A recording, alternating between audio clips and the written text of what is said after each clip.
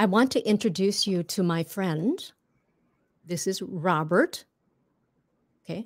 Robert. Robert is a high school teacher in Orange County. I'm going to talk to Robert in both Vietnamese and English. And then we're going to talk slowly so you can understand us. But we're also going to talk normally. Okay? Sẽ nói chuyện cái cách mà giống như là tự nhiên đó. Rồi coi quý vị có nghe được không? Có nghe kịp không?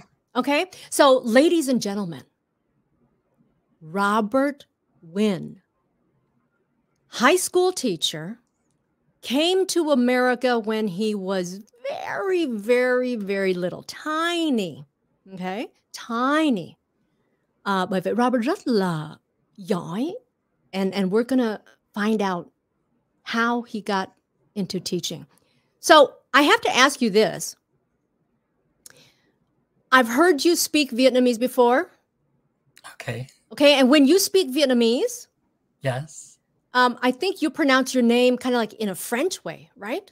Là sao? Bây giờ tự giới thiệu đi, coi để coi tiếng Việt có giỏi không? Dạ, xin chào quý vị, tôi tên là Robert Nguyen. Tên Robert là tại vì hồi xưa mẹ đặt tên Tây, mẹ thích học tiếng Pháp thì đặt tên là Robert, nhưng mà khi qua Mỹ thì cái tên Robert người Mỹ đọc là Robert. Robert. Yeah. Okay. Okay, bây giờ so Robert and I have been friends for a few years. Okay. And Robert vui lắm, rất là thích hát karaoke, bởi vậy hai người gặp nhau là friendly liền, là giống như là bạn thân liền đó, như vậy đó. Robert, that's the way you say it, right? See, I have to get used to that. Robert cũng được, không Robert cũng được hả? Okay rồi. Okay. Nhưng mà Robert là qua Mỹ là lúc nhỏ bé mà phải không? Còn nhỏ, yeah. And how did you learn Vietnamese the way you speak it? Well, my parents were very strict. They came in 1975, and they wanted to make sure that we spoke Vietnamese. But they also wanted us to do well in school. So, you know, my mom would say things like, đi học không được thua con người ta. Yeah. Đi học Việt Nam. Right? Đi học nói tiếng Anh. Về nhà nói tiếng Việt. Yeah. And then she said this, nếu ở nhà mà nói tiếng Anh sẽ không được ăn. Nhưng mà mình thích ăn. Đúng rồi, con trai mà. Trời ơi, đây con gái cũng thích ăn vậy. Mà con trai ăn nhiều lắm. Me too. So yeah, we had to speak Vietnamese at home. So sometimes my brothers and I, we would sneak into the bedroom and speak English to each other. But I'll tell you, my mom and dad had good hearing back then. They chased us down. So we spoke Vietnamese. My mom would try to teach us. And then in the 80s, you know, some of the churches would offer Vietnamese classes on the weekends. So my parents sent me and my brother to that. But honestly, not sure if it was that effective, because you sit in class for 2 hours. There's no real curriculum. The teachers are just volunteers. So, you know, not putting them down, because God bless them for volunteering and giving of their time. But then 6 days later, you've forgotten it. If, you know, especially for me, my brother and I, my parents put us in private school immediately, pretty much. When we came to America, it was private school, even though our English was nothing. So in private school, in Catholic schools, they didn't have ESL classes, the English as a second language class.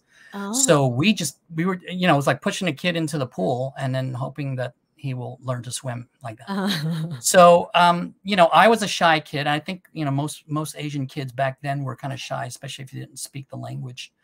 So I learned by listening to the teachers, but I would say that I learned my English best from watching television, because I was a TV holic. I love TV. I was enamored with everything TV. Okay, wait a second. Như vậy là Robert với là Leyna là sang Mỹ năm 75. Okay, giống nhau. Và lúc đó cái mình coi TV, mình học tiếng Anh bằng coi TV. Nhưng mà the TV programming then is very different than TV programming now. Most Right? definitely. Hồi đó là mình có là Sesame Street, right? Did you watch Sesame Street? I did some. I watched more of the adult programs. Oh, you did? The prime time shows. They had the electric company, you know, so we learned a lot, not only about speaking English, but also about the American lifestyle. Yeah, like Mr. Rogers. Yeah, Good values from that. I loved watching Mr. Rogers. Yes. Nhưng mà hiện tại thì trên TV không có, thật sự mấy cái program không có hay bằng lúc xưa, right? Yeah, chương trình truyền hình hồi xưa thì con nít coi thì được, tại vì không những học được tiếng Anh mà học được giáo lý, giáo dục, cách làm ăn trong xã hội, you know. Right, but so you always learned a lesson after every episode. There's something to learn. Right. Okay. Rồi, bây giờ let's I know that we have some questions from the people who are watching today.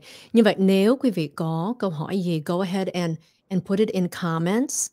Okay? And then we'll read them and we will try to answer some of them. But hello to everyone. I can see all your comments. Wow, look at this. They think that we're both professional teachers. Actually, Robert is a professional teacher. I am not. I am a volunteer. Nhớ như hồi nãy Robert nói là hồi xưa học tiếng Việt mà học phải tiếng Việt không? Học tiếng Việt bằng tiếng Việt cuối tuần. Tiếng Việt. Nơi những volunteer teachers. Nhưng mà cái đó là Robert cũng là may mắn hơn Leyna, là tại vì Leyna ở tiểu bang Minnesota không có lớp dạy Việt Nam. Never. Và bây giờ đó là Robert đang dạy ở trường trung học của Mỹ, right? And what do you teach? Currently, I teach Vietnamese. That's amazing. That's part of the World Language Program. Uh-huh. I'm also the activities director at school. So that means I'm in charge of all the events that happen, the fundraising, raising money for the school, the leadership course. So the kids know, you know, how to be more organized. Nice. And I just wrapped up my 18th year of teaching. Oh. My first 3 years of teaching, I taught math. Oh, wow. Yeah, that was what I originally went to teaching to get a math credential. And while I was doing that, I thought I'd add French and Vietnamese. Nice. And English as English language development is the other one. Nice. Okay, bây giờ Leyna hỏi quý vị đang coi. Khi quý vị nghe hai người này nói chuyện bằng tiếng Anh đó, quý vị nghe kịp không? Nếu mà nghe kịp, give me a 1. Nếu mà thấy hơi khó, give me a 2. Và chắc chắn là nếu mà các bạn ở Mỹ thì có thể là nghe nó dễ hơn, phải không? Còn các bạn ở Việt Nam thì cái tiếng Anh mà mình học ở trường đó và cái tiếng Anh mà khi mà nói chuyện bình thường nó khác hẳn nhau, really. So we have a little bit of both, just lots of ones and twos. What does the two mean? 1 là nghe dễ, 2 là nghe không kịp. Okay. Có người tự nhiên lên 1 and 2 luôn. Nghe kịp. Okay, very good. But I want you to get used. Mình phải nghe cho nó quen. Robert, do you agree when you're learning English, it has to be repetitive, right? Repetitive. Yes. Là sao? Absolutely. Phải nghe qua nghe lại, phải lặp qua lặp lại để tập cho cái tai quen. Mà cũng như hồi xưa khi mình còn nhỏ, mình coi chương trình truyền hình trên TV đó, mình coi mấy chương trình tiếng Anh, họ nói mà mình cũng nhái lại, mình tập nói tiếng Anh theo những người trên TV. Mà cũng như hồi nãy Leyna nói, cái chương trình TV hồi xưa thì dễ coi hơn cho con nít hơn bây giờ. Bây giờ thì khó. Yeah. Okay, here's a question. Okay. Dạy em cách dùng to get, to take và to bring. To get, to take, and to bring. I think to bring is easy. Bring là nếu mình mang cái gì đi theo á, mình đem là tiếng Việt Nam là đem phải không? Đem theo. Right. Đem theo. I bring it with me. Mình mang theo với mình đem theo. Cái khó là giữa get and take. How do you explain that one? Get and take. That's for you, Robert. Okay, cái từ take là lấy. Okay. Mà cũng có nhiều ngoại lệ. Trong khi cái từ đó tùy theo cái hoàn cảnh nó có thể đổi chút xíu. Take, lấy. I'm going to take your money. I will. Tôi sẽ lấy you tiền better của bạn. You better not take my money. Như vậy là cái chữ take mình lấy nhưng mà không phải khi nào cũng có phép. Đúng rồi. Right? Mình lấy đại. I'm just gonna take. I'm just gonna take that. Như vậy là you might have permission and you might not. I'm gonna take that. Gone to get implies that you have permission. Là giống như là ai cho mình hoặc là what then you can get. Nhưng tiếng Anh nó khổ lắm là nó tùy theo cái khi mình dùng phải không? Khi mình xài nó the meaning can change. Yeah. And so that's difficult sometimes to try to explain. Cái câu hỏi thứ hai là get along with là gì? Và khi nào dùng nó? Là hòa hợp, right? That's to get along. Mình hòa hợp với người nào đó. Tôi mới gặp Leyna. Leyna với tôi hòa hợp với nhau tại vì Leyna có tánh rất là hiền. Hiền hả? Vui. I don't know about hiền nhưng mà vui thì có đó. Hiền thì chắc phải hỏi anh. Hiền chưa biết, hiền là Robert chưa có biết hiền hay không. Nhưng mà yeah, to get along is like you like each other. Thấy mình hợp á. Right, mình thấy hợp nhau. You know, sometimes mình gặp I'm going to ask Robert about this. Sometimes you meet someone and you like them right away. And sometimes you meet someone and you don't like them, even though they haven't done anything. Quý vị có thấy vậy không? Nhiều lúc mình gặp ai mình thích họ liền à. And then sometimes mình gặp cái người nào đó mình sao á. Nó sao mình cảm thấy mình không có cảm tình với cái người đó. Right? Khi Robert mới gặp Leyna thấy sao?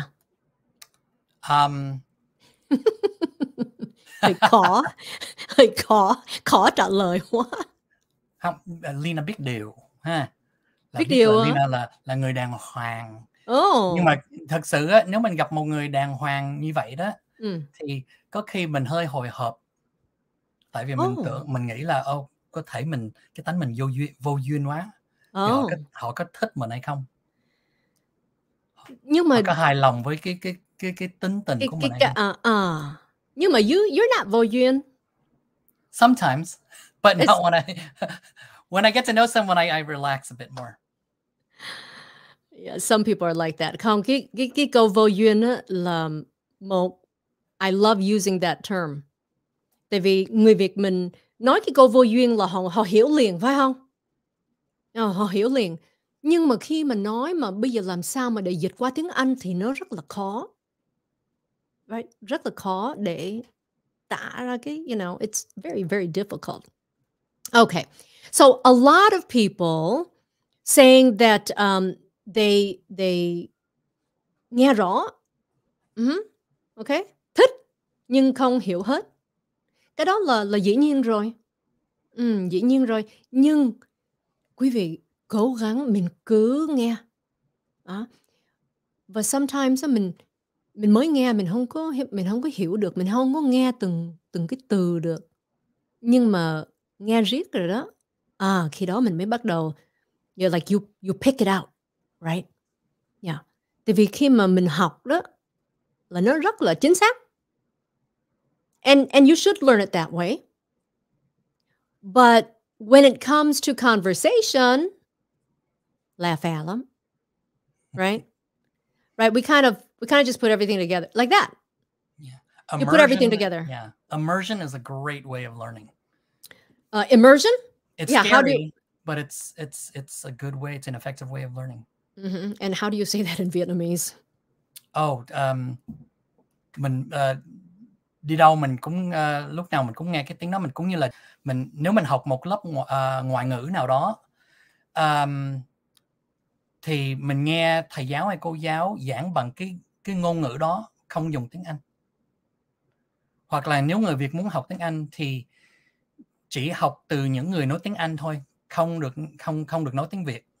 Mình phải cố gắng, cũng như là hồi nãy Leyna nói, cố gắng nghe cho nó quen thì thế nào mình cũng hiểu được. Nhưng mà tội nghiệp là nhiều người họ không có cơ hội như vậy. Yeah, đúng rồi. Right, không có cơ hội như vậy. Và nhất là nếu mà quý vị một lớn tuổi rồi, mà bây giờ không có nói lớn tuổi nữa mà mình nói sau, what do they say about language? Like after a certain age, it's more difficult to learn, right? Yeah.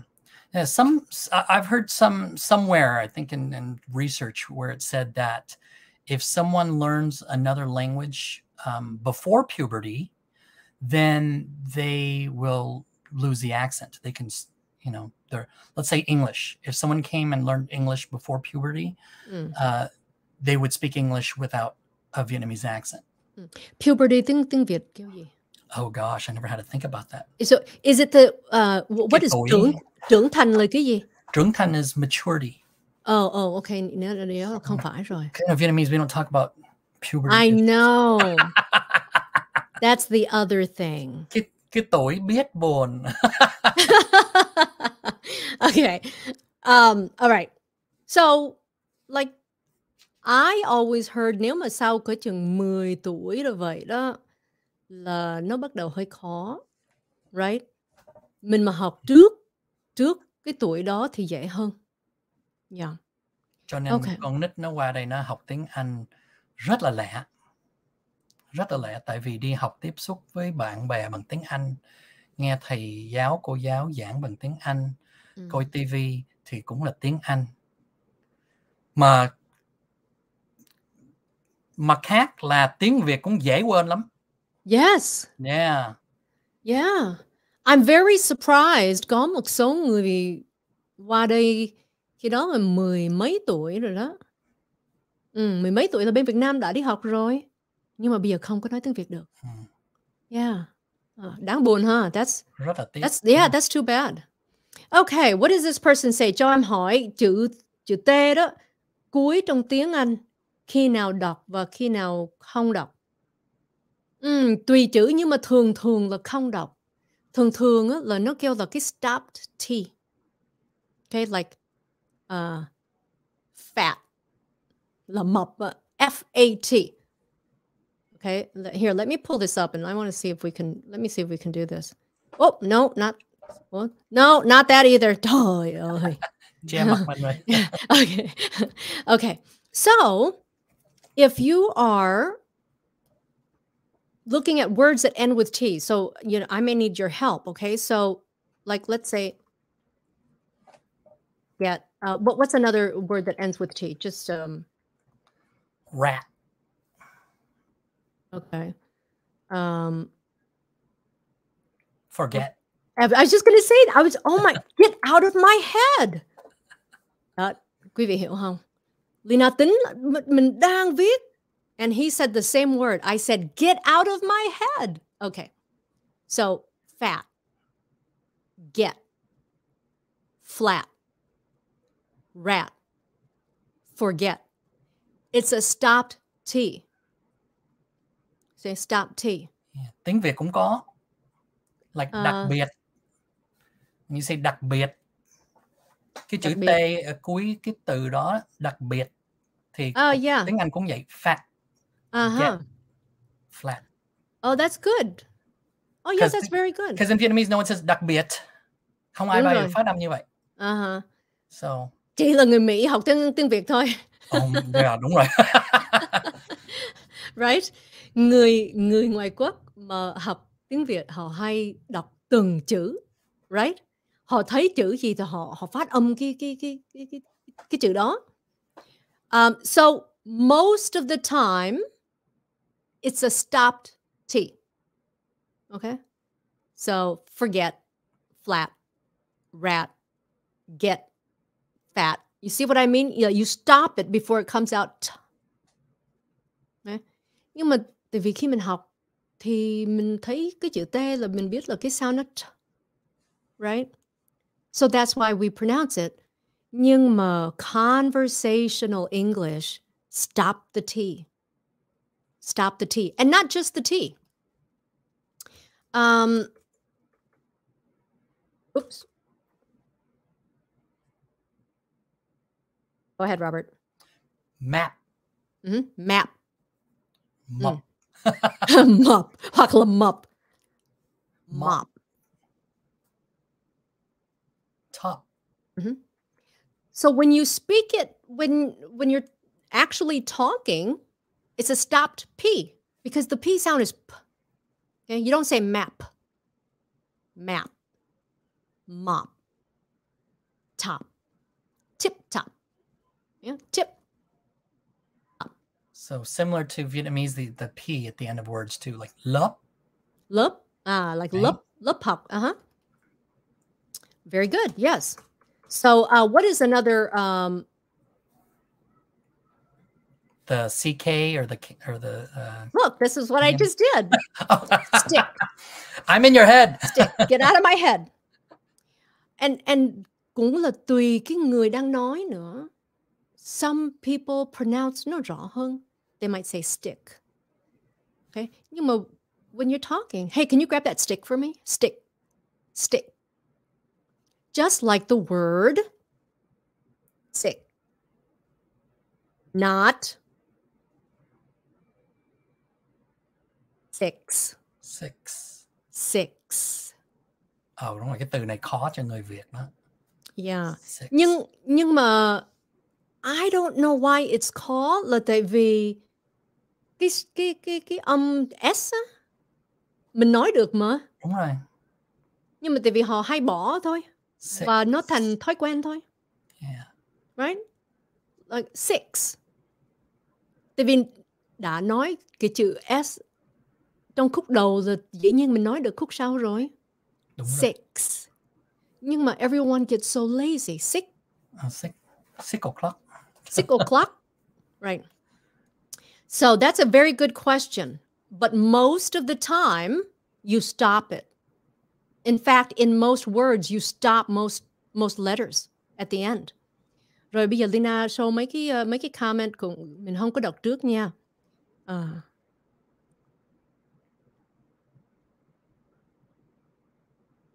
Có hồn. Hình như cái đó là họ khen phải không?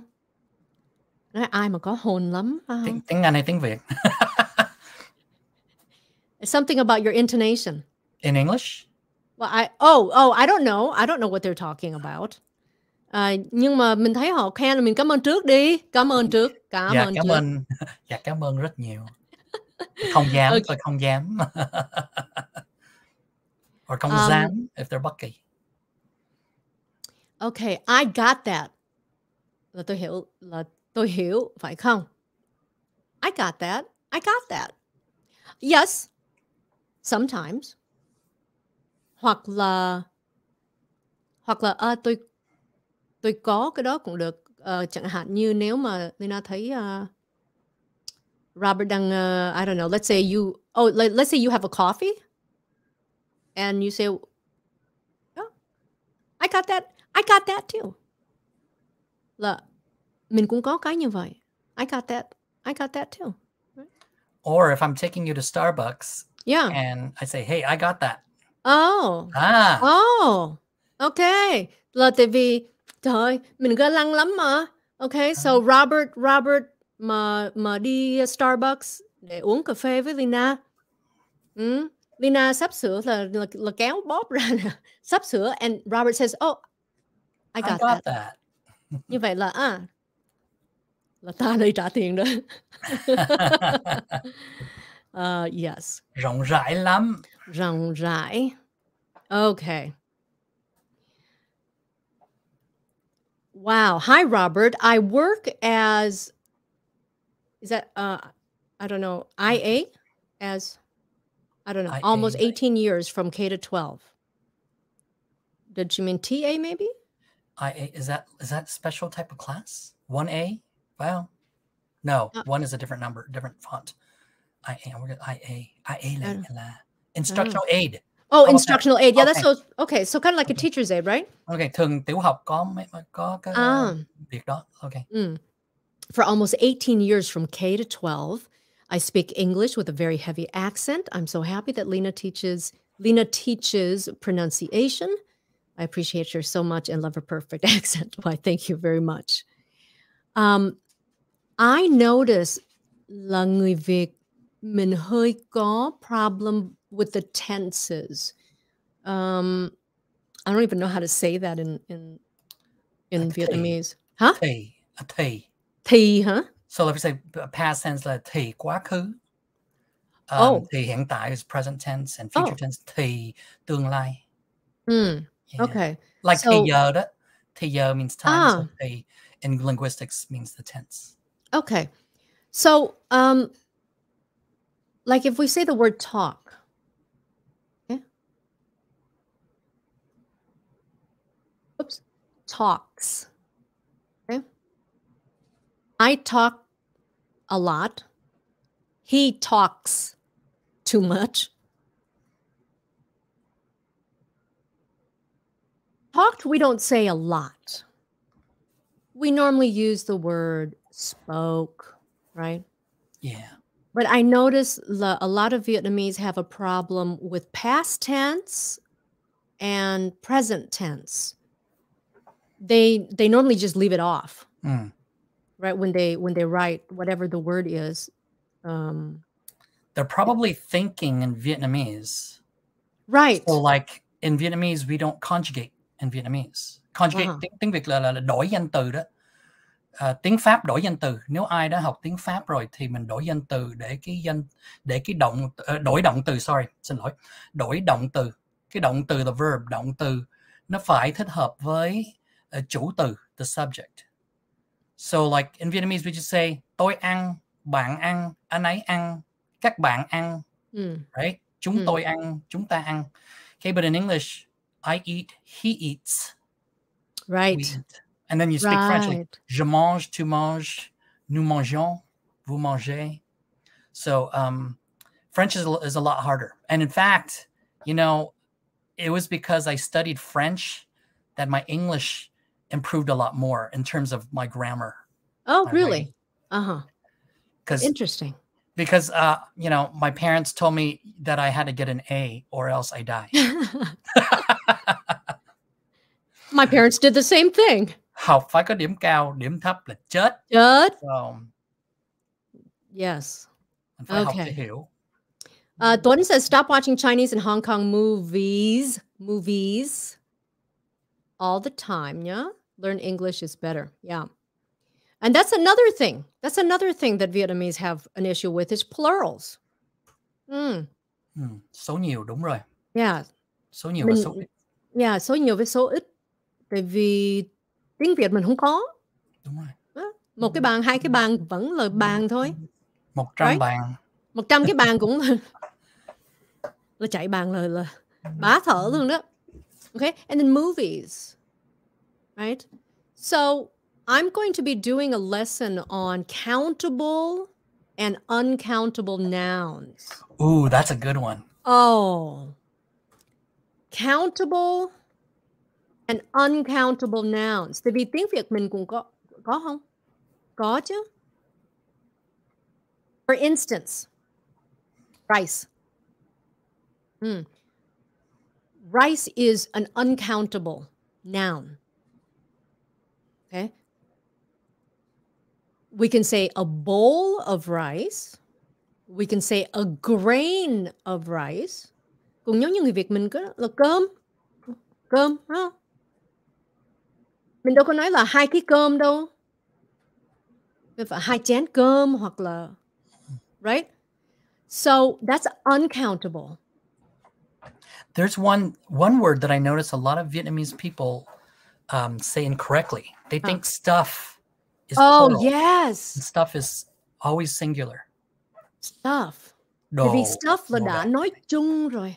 Yeah. Đã nói chung rồi. You're right. They say that all the time. The one time they add the S at the end of a word, and it shouldn't be there. Because I hear some people say, I have stuffs to do. And I'm like, yeah, just stuff to do. It's uncountable. And so the lesson that I'm going to do, because when you already know, thì mình quen rồi thì nó dễ. But when you don't know it yet, there are ways to learn it. So if you really can't measure, if you can't count it, then it's uncountable. Abstract tiếng Việt kêu là gì? Abstract concept. Trừu tượng. Abstract is trừu tượng. Cụ thể is concrete. So trừu tượng is abstract. Okay. So anything that's abstract is an uncountable noun because you can't count it. Nhưng mà có cái là sometimes you can turn it plural depending on how you use the word. Light. Light mà nói về ánh sáng thì uncountable. Light, that's it. Right? I see light. Plants need a lot of light. Rất là nhiều ánh sáng. A lot of light. Chứ không bao giờ có chữ S. Nhưng mà nếu mà mình nói là đèn á, right? Hoặc là like Christmas lights, right? So it's difficult. Like water. Okay? Water is uncountable unless you can say this. I want 2 waters. Because they're drinks. Very confusing. And Very it could be used as a verb too. Yes. I water the grass.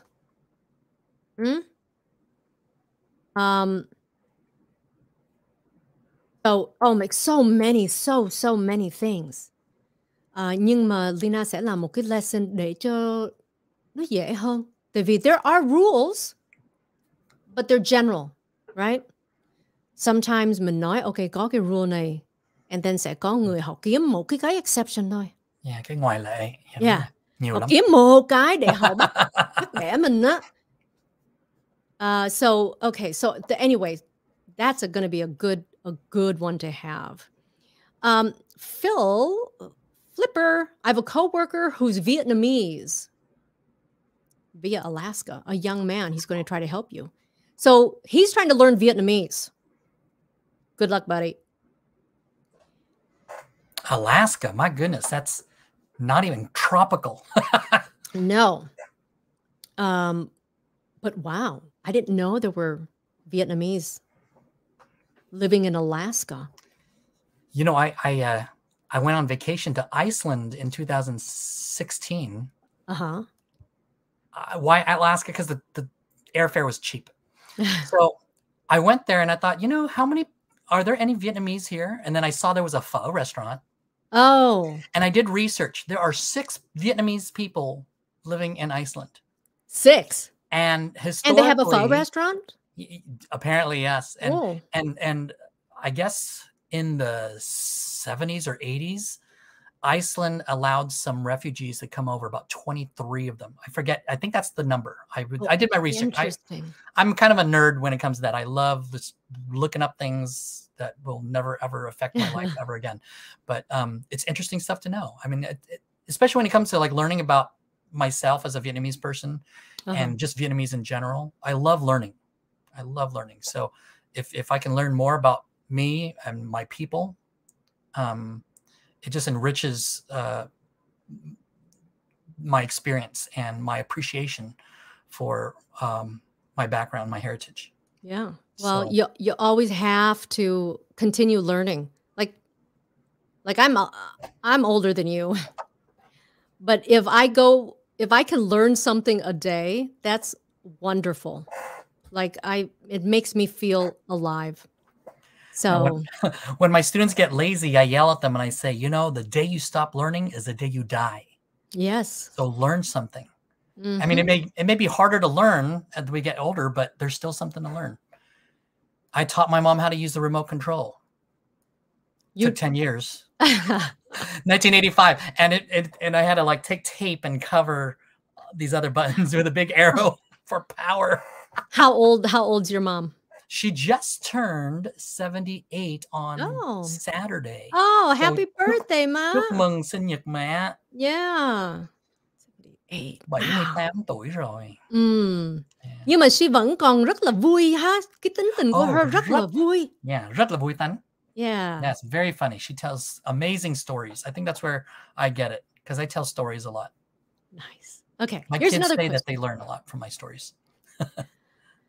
Thanh Hoàng, please teach me how to pronounce thesis, anxious, literally, and strengths. Oh my gosh.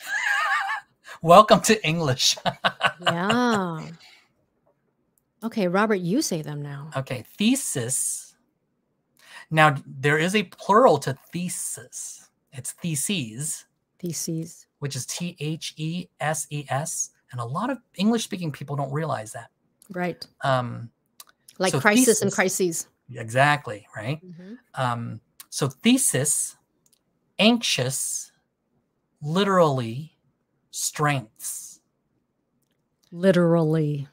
And I can understand why Tan Huang is asking this, because it's hard for the kids to say sometimes.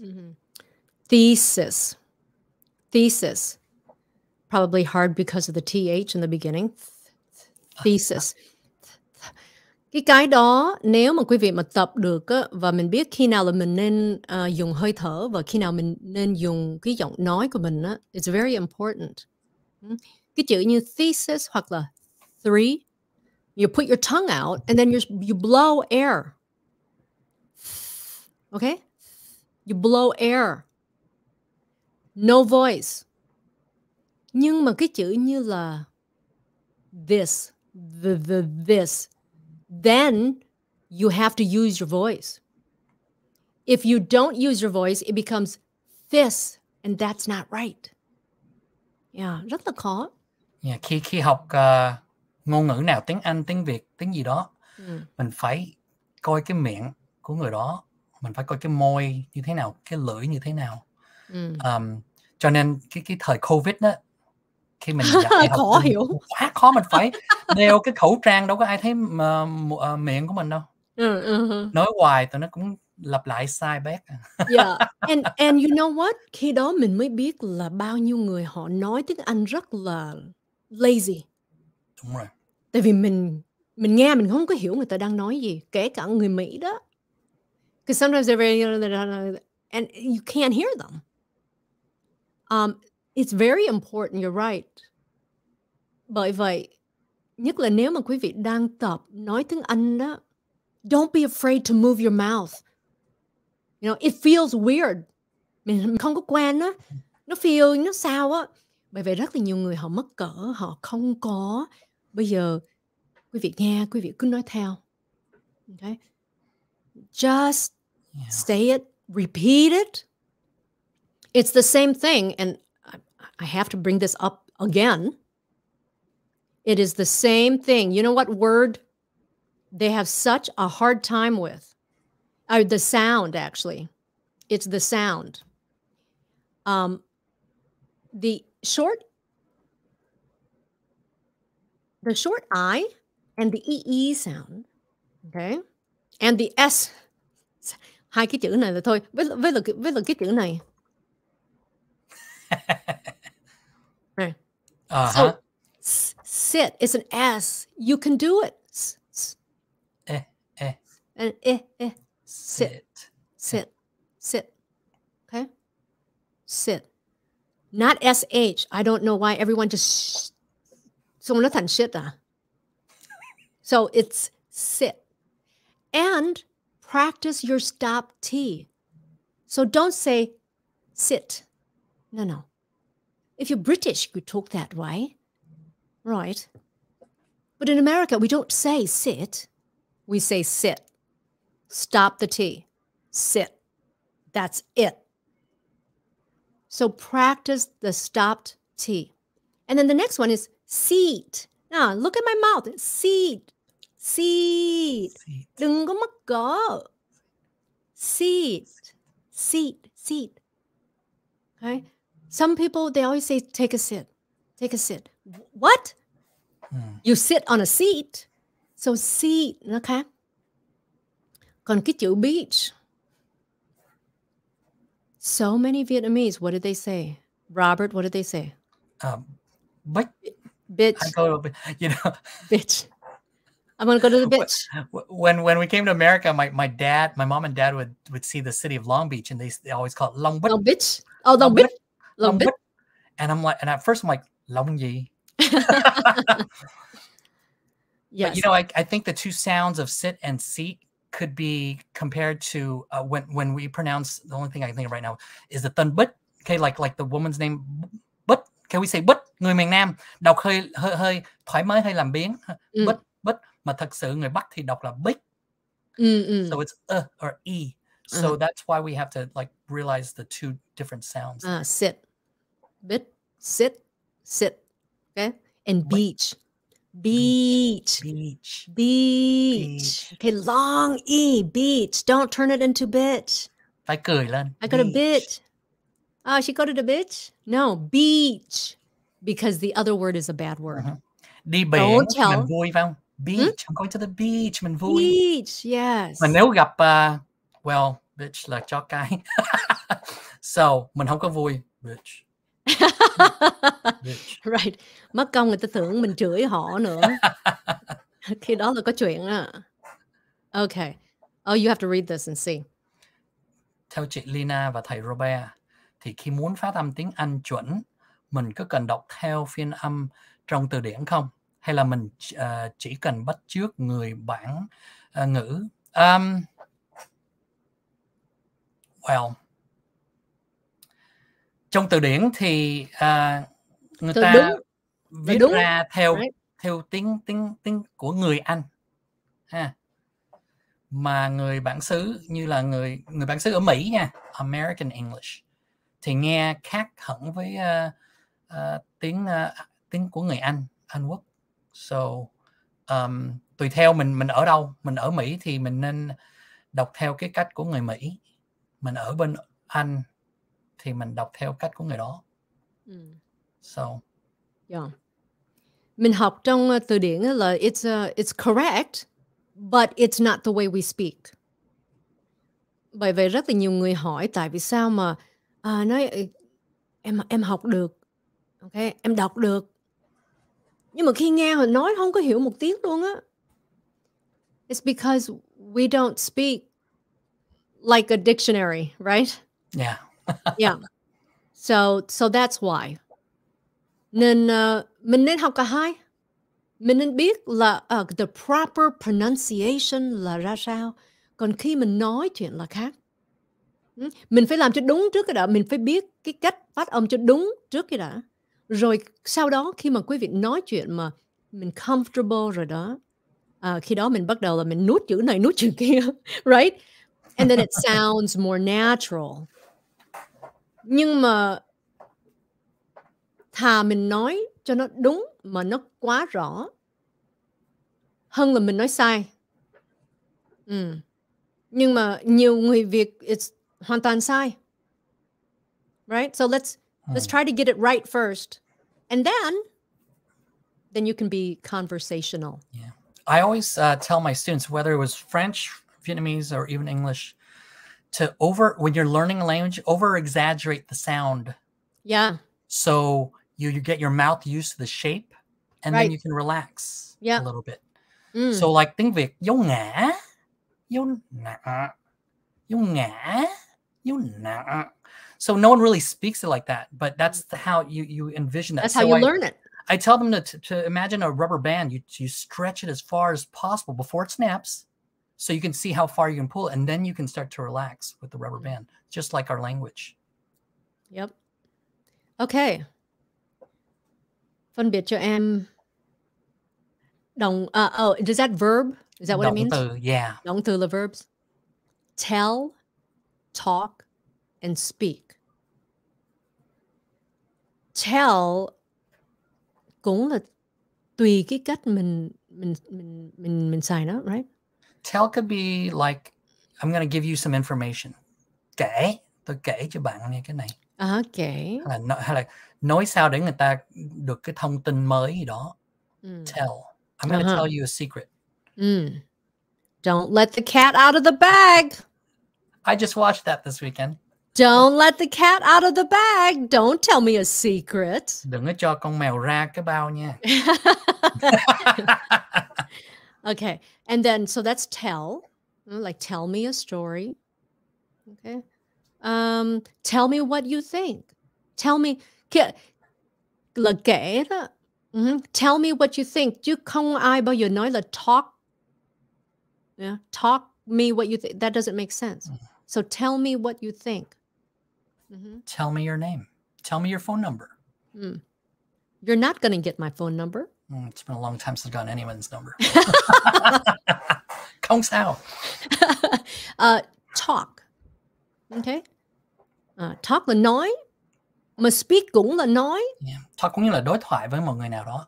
We are talking. Yeah, talking. I will talk with her. Speak can also mean the same thing.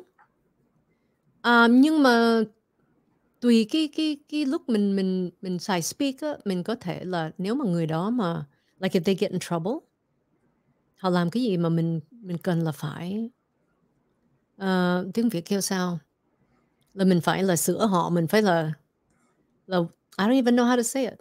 So okay, I'll speak to her. Okay, we can say it that way. Nhưng mà talk với speak, normally you can use them, okay, interchangeably. Talk is more conversational. Còn tell là khác. Tell là kể. Bên kia là nói. Okay. Good vibes. Is someone just saying that? I don't know if they're just saying that. Good vibes. Good vibes. Maybe the music. I don't know. Does that mean something when they have the colon? I don't know. It's the same person. This. You got this. Virtual hug. Oh, I see. Oh. Okay, nice. Như vậy là cái người này họ biết là they know what they're talking about. Yeah, theo tuổi trẻ đó. I don't understand what the kids say sometimes. Air. So earlier we were talking about countable and non-countable. Yeah, like air. Or smoke. Vì khói mình đâu có đếm nó được. Okay?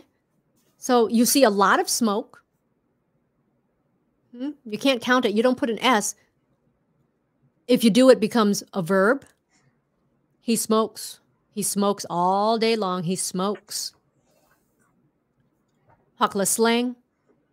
What's a smoke? Smoke. Hey, do you have any smokes? Cigarettes. Oh, there's also deer. What do you mean? Con nai đó. Con nai. You have 1 deer, 2 deer, 3 deer. Yeah. See, those are exceptions to the rule.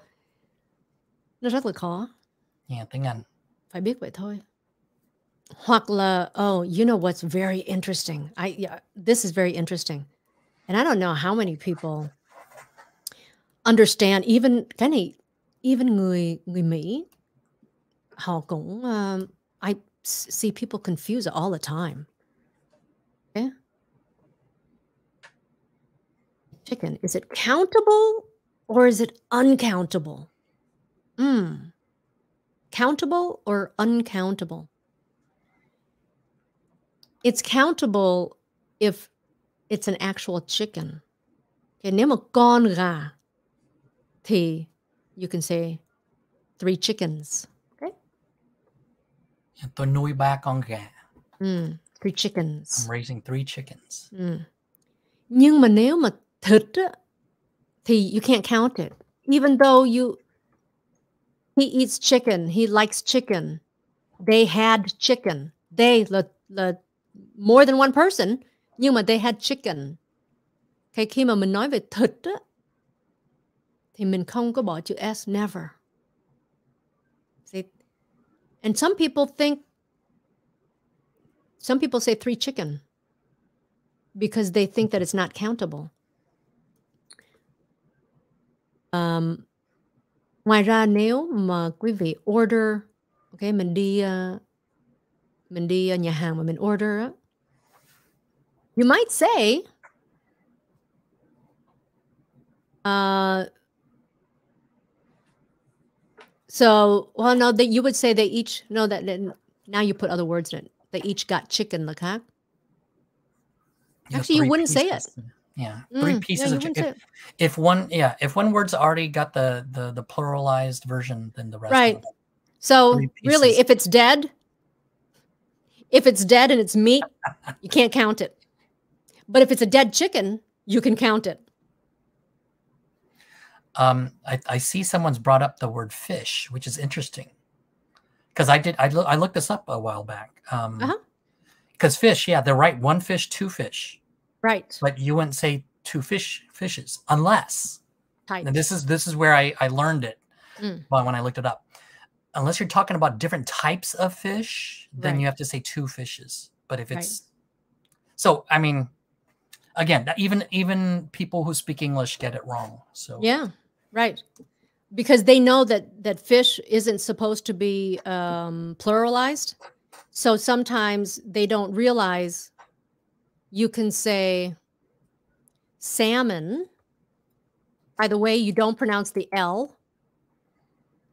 A lot of people pronounce the L. Salmon. Even người Mỹ. I hear it all the time. Salmon. Like what? Like caramel. Salmon. Okay. Salmon. Giống như là xe của mình. Salmon. Salmon is my best of all the fishes. That's actually correct. Me too. You like salmon? I like halibut. Halibut is good too. Ooh, or sea bass. Sea bass. Ooh. I'm in your head again. Get out of my head. Get out of my head. Or cod. You like cod? When it's breaded. Oh. Wow. All right. Okay. Or cá nướng dài giòn. Cá nướng, you thích cá nướng hả? Cá nướng dài giòn. Not all places do it well though. So, tùy theo nhà hàng thôi. Thì cái gì cũng vậy rồi. Mà nói chung là khi mẹ nấu ăn thì ngon nhất. That's true. Right? That's true. So I hope your kids realize how lucky they are when you cook. Oh, they do. They love it. Oh, my kids love. Nhất là cái đứa lớn á, thằng con trai nó so Vietnamese. Thịt kho nó thích dữ lắm. Yes. Okay. Sao? Theo em thì mình cứ đặt con số trước danh từ đó thì sẽ phân biệt được. Danh từ đếm được. Oh, so she's talking about countable and uncountable nouns. Đúng rồi, thì nếu mà mình đếm được thì it's countable. Like flour, rice. Okay? That's where people get confused. Bánh mì. Người Việt mình có thể nói là 2 cái bánh mì. Right? Yeah. But bread is bread. But you can say rye is the worst of all the breads because it's a type. Or pumpernickel, which that's strong. Which I just read an article today. You know what pumpernickel means? What? I don't know if I could say this on the live stream. It means devil's fart. Really? Well, it's a strong bread. So I read that article. I'm like, first of all, why am I reading this article? Second of all, that's pretty interesting. Yeah. And I researched just to make sure I wasn't reading something fake. So, yes, that's for whatever reason, that's where they came up with the word.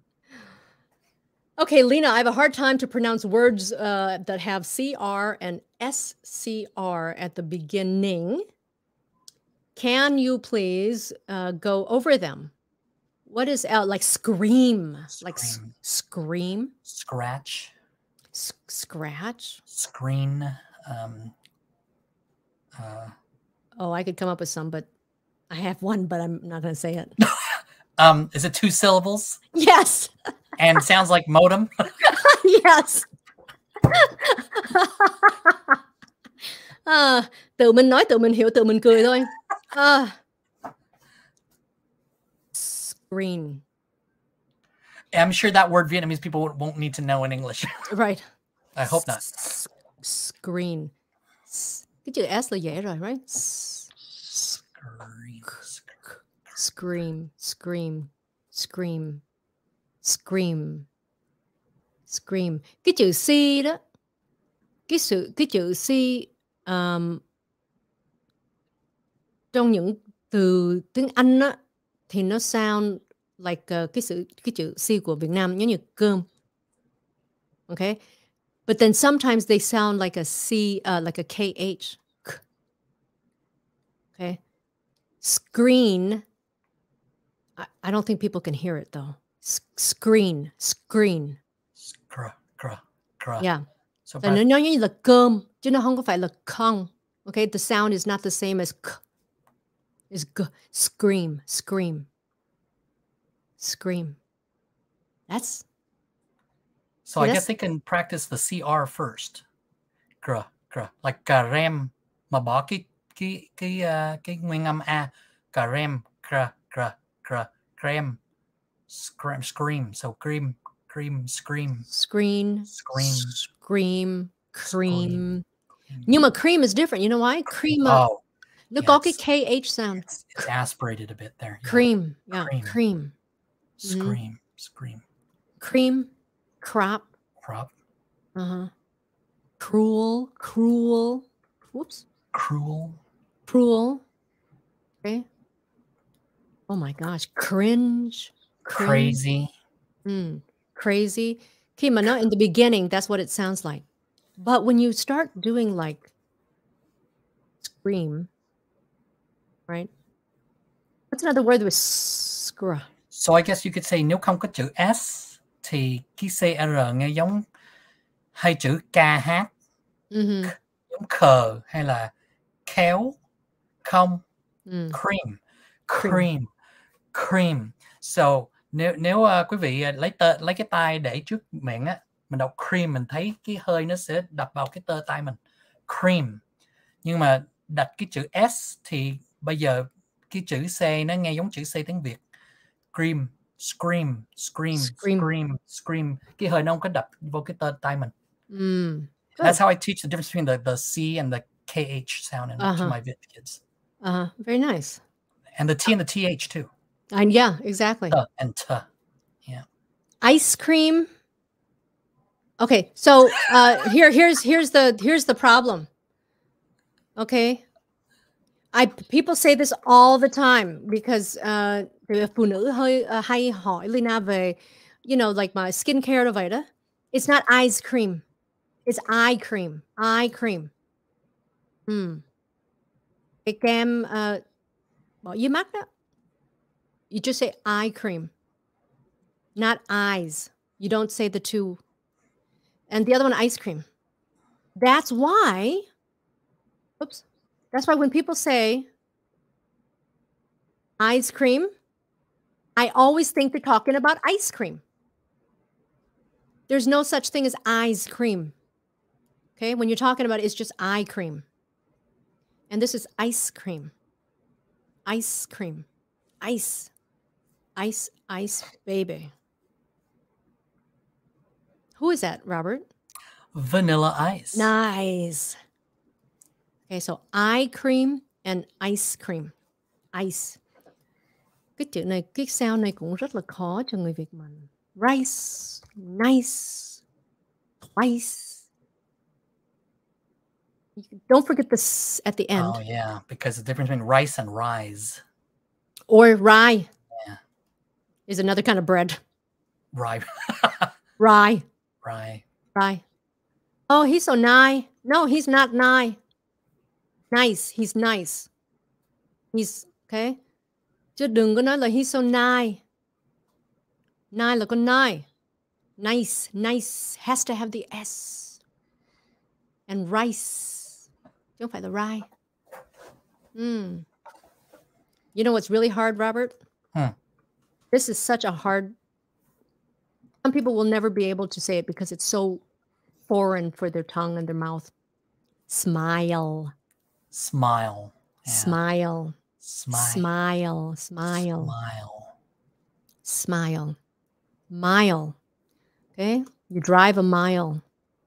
Smile. And I think it's just the L at the end. People just want to say smile. Okay, smile. Đi một mai. Mình nói mình quen luôn, right? Tiếng Việt mình đó. Đi một mai. Lái mấy mai vậy? So, it's mile, mile, smile. Rất là khó. Okay. So, I'm going to get out of this now. It's already late. I can't believe we've been doing it for 1 hour already. Tuấn Anh, thank you so much. Nhiều lúc mình nói hơi nhiều. Look at all of these comments. Sao? Quý vị thấy sao? Quý vị có thích khi mà có thêm một người vào lớp để nói chuyện với Leyna, thấy sao? Cry, smile. Oh, someone's talking about your pumpernickel. You love it? Okay. Some people like darker breads. Oh, have you had squaw bread? I probably have had squaw at least once. It's so good. A long time ago. Oh my gosh, I love it. Squaw bread là bánh mì nhưng mà nó cái màu nó very very dark. It's very dark brown. Mà nó ngọt. Nó ngọt. Oh, you know where else has dark bread that tastes really good? Where? This is not an endorsement. A Cheesecake Factory. Oh, real? Oh, yeah, with the... Right? Cái bánh mì người ta đem ra sẵn cho mình ăn trước đó. Yes. Okay, so... yeah, khán giả rất là thích có Robert để mình, you know, conversation, nói qua, nói về. The more the merrier. The more the merrier. Ai cũng là cảm ơn thầy Robert nào. Không có chi nha. Oh, look at dark versus dark. Dart. And dark. Dark. Dart and dark. Okay. Yeah, that's, especially when you start stopping all the end sounds, it'll be difficult.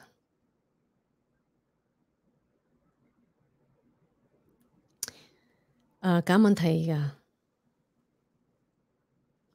Dark. Okay. So, that was fun, huh? Look, the time just goes by. Thank you, everybody. Robert, did you enjoy yourself? Was that fun? This is natural for you, right? You're a teacher. You know, I am officially on vacation. Oh, that's right. And, yeah. Mùa hè rồi. Mùa hè rồi. Như vậy thì trong lúc mùa hè thì Robert làm gì? Ngủ, rồi thật sự soạn bài cho năm sau nữa. Really? Yeah, and then what else do I do? Oh, I take care of so many things. You know, dẫn mẹ đi chơi. Ngoan không? Yeah, I'm always busy. Lúc nào cũng bận rộn. Yeah. Well, and that's the life here. Yeah. Yeah, đúng rồi. In America, there's no such thing as, well, unless you like do nothing, that means you make nothing. So that's true. We find ways. We work hard and we play hard. Some of us do. Okay. Some of us do. In some ways. Yes. Okay. Let's see. Come on, Robert. Okay, everybody now. Everybody. Everybody. Oh yeah, this is funky. Funky, funky. All right. See, I love music. Just happy. Everyone relax. It's cool. It's cool.